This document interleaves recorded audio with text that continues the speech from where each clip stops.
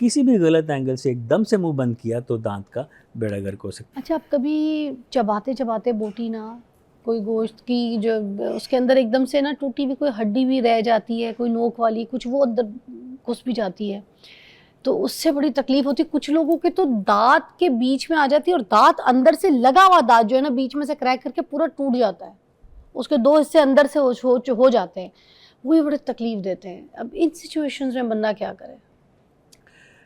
इस सिचुएशन में है कि पकाने से पहले आप गोश्त को अच्छी तरीके से धो लें, क्योंकि अक्सर जो ना तजुर्बेकार बुचर्स होते हैं वो जब गोश्त काटते हैं तो उसमें हड्डी का पीस भी आ जाता है। वो इतना ख़तरनाक होता है कि हमारे पास मैंने क्लिनिक पे देखा कि मरीज़ तकरीबन नीम बेहोश हाथ रखे हुए आ रहे होते हैं, क्योंकि दांत को एकदम से जो जर्क आता है ना, और वो दांत दो हिस्सों में टूटता है, और उस टूटे हुए हिस्से में जब कोई चीज़ जाती है उस हड्डी की वजह से, वो बेतहाशा मुश्किल, और वो मैनेज करना भी उसको फौरी तौर पर बड़ा मुश्किल होता है।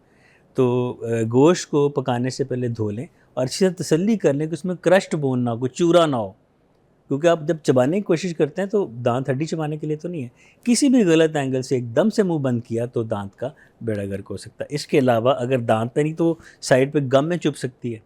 अब गम में एक चीज़ चुभे और वो फॉरेन बॉडी हो, और वहाँ के ऊपर उसके ऊपर बैक्टीरिया जब इंटरेक्ट करके जब स्वेलिंग और सोजिश करेंगे तो ये फिर बात बढ़ जाती है, फिर हमारे लिए मैनेज करना मुश्किल होता है। और डेंटल इमरजेंसी आमतौर पे ईद के दिनों में ही अब होता है। अगर ऐसे क्रैक हो गया और ये चीजें हो गई तो फिर इसका इलाज क्या है? अच्छा, उसमें क्रैक टाइम पे भी दर्द होगा, उसको फील वैसे ही होगा, दांत जबकि लगा हुआ है मगर दांत बीच में से क्रैक होके दो हो चुका है, फिक्स दांत में क्रैक आ गया है, बिल्कुल। सपोज एक दाढ़ में उसके क्रैक दो हिस्से बन गए हैं, ठीक है, मगर वो दांत है अंदर लगा हुआ है गम पूरा उसके साथ, तो तब भी क्या दांत निकाल देंगे या उसको रखेंगे या उसको चिपकाएंगे, क्या होगा उसका? नहीं, एक जो डेंटिस्ट होता है ना, वो हमेशा दांत को आखिरी लम्हे तक बचाने की कोशिश करता है। अगर ऐसा कोई पोर्शन केस आ गया कि जिसमें दांत हिल रहा है तो हम सुन करके वो हिला हुआ पोर्शन निकाल देते हैं, और बाकी जो बचा हुआ दांत है जो अंदर तक रूट्स उसके बिल्कुल ठीक हैं, हम एक्सेस कर लेते हैं, 3D एक्सेस कर लेते हैं कि वो जो क्रैक है वो कहाँ तक है।